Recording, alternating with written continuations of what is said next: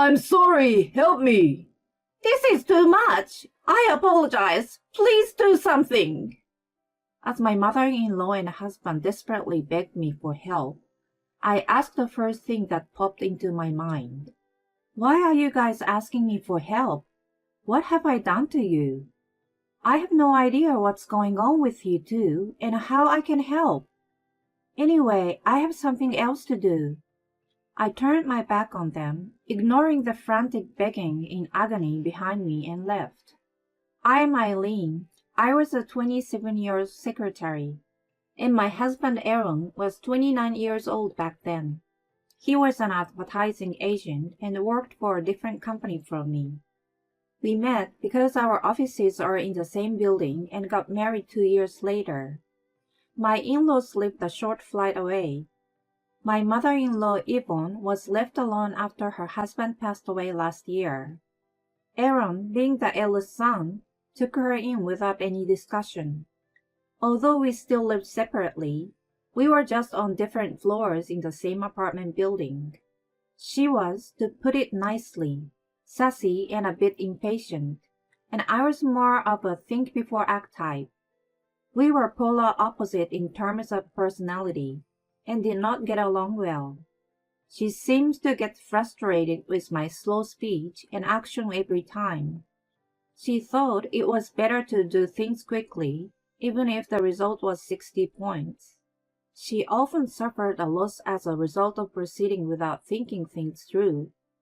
No matter how hard I tried to adjust to her way, I could not agree with her completely. For example, my wedding. When it came to choosing a venue, "Just pick one already," she scolded me and then recommended a cheap place that was available for the earliest booking without checking the service carefully.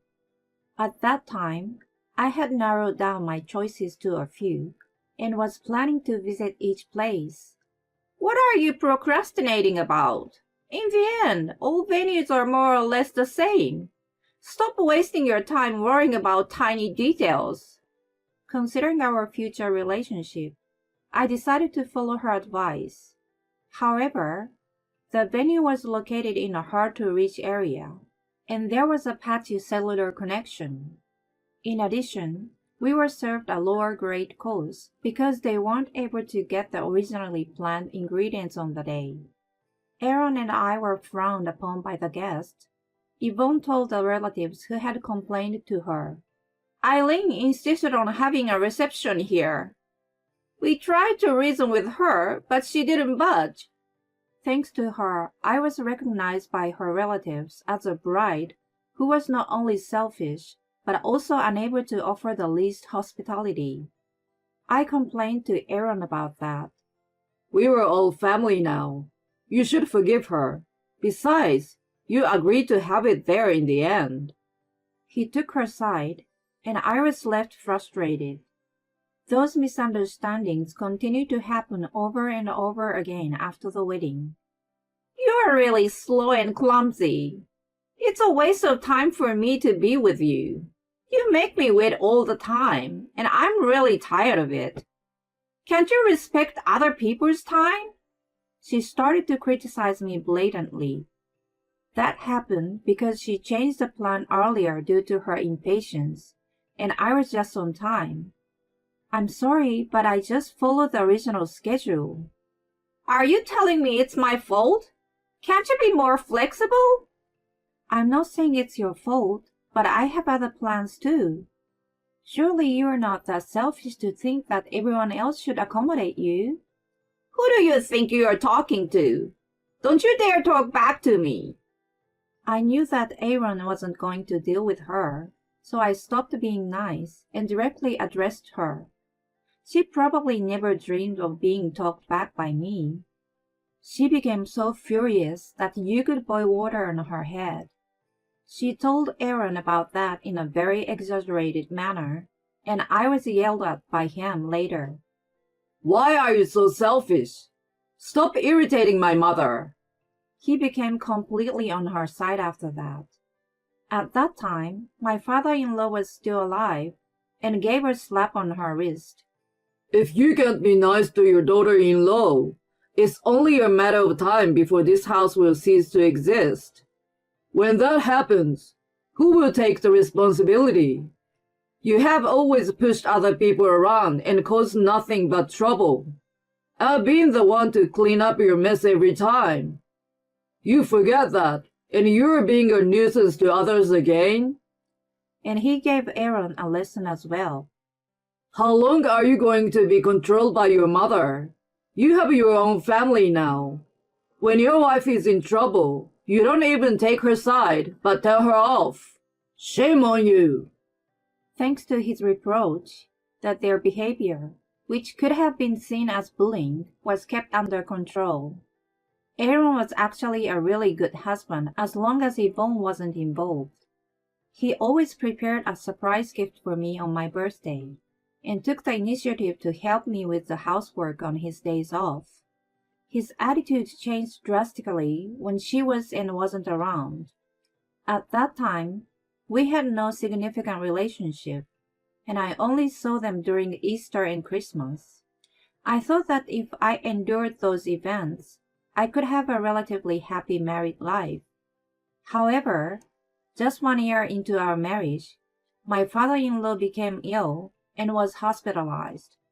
He passed away despite his treatment. I wondered what Yvonne was going to do. My mom is moving in downstairs next month, and we are going to take care of her. Aaron suddenly announced. What? What do you mean we're going to take care of her? Why didn't you tell me anything about this? I'm the eldest son, of course. I should take care of her now that she's all alone.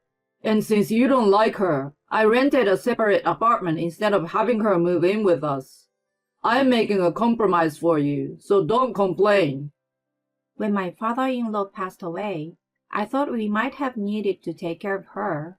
I never imagined that I was going to be forced to do so without any consultation. I became distrustful of him because of his insensitive behavior. I was also concerned about my future life with him, who would have most likely taken her side if we had a confrontation. I began to a bit cautious in my daily life. Such days were exhausting, and as I feared, Yvonne harassed me in various ways. Moreover, Aaron even suggested that I clean not only our house but hers on my days off. I always help you with the chores. She's getting old and tired, so go and help her. I mean, I can do it too, but she's going to be around for a long time. It's a good opportunity to patch up your relationship with her. I decided to take up his advice in the hope that things would improve. It must be hard for you to do all the house things. I was wondering if there was anything I could do to help. I don't know what a clumsy girl like you can do for me. Well, that's okay. I don't have enough furniture, so could you get me some? Sure. Should I pay first, and can you reimburse me later? You live on Aaron's income, don't you? Why don't you pay from there? He said I was free to spend it however I wanted. When I was about to refuse, she lashed out loudly. Just go. I will let him know later. I didn't have the energy to talk back and readied myself to go shopping as she ordered. Then I realized that the things she asked me to buy were large shelves and a coffee table, all of which were difficult to carry by myself. I'm sorry, but these are all big and heavy things. I'd rather wait and go with Aaron. Are you serious? He works so hard. Are you going to make him work even more on his day off? Do you even care about him? If I talked back to her even a little bit, she got upset and yelled at me harshly. I gave up and decided to obey her. Furthermore, Aaron gave her the duplicate key to our house, so she entered without permission while we were at work. She began to open the mail and ransack the bedroom. She may be your mother, but to me she's an outsider. I can't stand it when she comes in and out of our house freely, peeks into our bedroom, and opens our mail without permission. Ask her to stop. He responded with an okay at the moment. But her behavior did not improve. I thought that if things continue as they were, divorce would have been the only option. I felt I was losing my feelings for him. Then, one Friday, Aaron had a day off. I came back from work to find Yvonne relaxing in the living room as if it were her home. Surprisingly, when she noticed me, she made an unusual gesture. "Oh, you are back. Hi, Yvonne. I went shopping with Aaron today and found a delicious-looking cake. You have been very kind to me, so I bought it as a thank you and put it in the fridge. I tripped earlier, and it crumbled a little. I'm sorry." I was astounded, and then Aaron joined in. We'll go to a furniture store a bit farther away tomorrow. Mom really wants a bed from there. You're off, so come with us. It's late to have the cake tonight, so let's have it before we go out tomorrow. He was grinning derisively, and I got a hunch that the cake wasn't an honest gift. "Okay, why don't we leave after lunch then?" Satisfied, the two of them went to clean Yvonne's apartment in preparation for the new bed. I checked the cake in the fridge after they were gone. There was a round chocolate cake that had clearly been tampered with in one place. I could easily have guessed that Yvonne was going to make me eat that questionable part. To cover it up, I ran to a deli and bought a chocolate bar. I melted it down and reapplied it to the top of the cake so that no traces of it could be seen. I moved the strawberry on top a little so that only I could see the questionable part. The next day, Yvonne came over a little earlier than scheduled. "Good morning. You're just in time. I just finished preparing the cake, so please have a seat." I tried to fix the crumble part. "Oh, of course, I will eat that part, so it may not matter to you." "Oh my, that's unusual for you. You got things done ahead of time, and you've even learned to be considerate. Is Aaron up yet?" "I'm sure he will be up soon." Immediately after, he came to the living room after waking up from sleep. When he got ready to go, the three of us decided to have the cake. He wasn't much of a fan of sweets. Mom, have mine. He handed his plate to her after eating half of his slice. She finished the other half happily. Meanwhile, they both grinned at each other, watching me eat. I knew they had done something to the cake. I thought there was something extremely spicy or bitter in it. The two, who were supposed to be eating the part in question, showed no sign, and I was honestly disappointed. As soon as we finished, "Well, let's go. Can you drive home?" Aaron handed me the car key, and just as we were about to leave, "Eileen, you should go to the restroom before we head out. It's quite a long way to the store." "I'm fine. Besides, we will use the highway, so it will be quick." Then, when we were getting on the highway, "How much longer until we get there?" asked Aaron with a pale complexion. About an hour and a half, I think." "Can I use the restroom somewhere?" "Eileen, did you really eat the crumbled part?" Following Aaron, Yvonne, who was breaking out in a cold sweat, asked me from the back. "Of course I did. I wouldn't let you or Aaron eat the damaged part. You don't look so good. Are you feeling okay?" "I need to use the restroom too, so stop anywhere you can." I sensed that both of them were suffering from sudden stomach aches from their appearance. My mischievous spirit got the better of me, and I dared to drive slower and past the first exit. "Come on! I mean, how come you're okay?" "What are you talking about?" Aaron looked like he was trying very hard not to yell at me, and asked a bizarre question. "No, it's nothing." "I mean, you guys did something to the cake, didn't you? It's obvious. If you don't tell me honestly, I will skip the next exit." I could see them gasp. "I don't know what you're talking about." "Oh, so you're not going to tell me?" "It's a laxative. We put a laxative in it. I wanted to teach you a little lesson." My hunch was right. I was so glad that I reapplied the chocolate the night before. Please get off here. I let them out of the car at a gas station we had just arrived at. As soon as they stepped outside, Aaron gasped, "Ugh." I heard him curse in a whisper. Then a faint stench hit my nose, and it was clear to us all that the worst had happened. "You guys are not feeling well, so stay here and rest." I'm sorry, help me.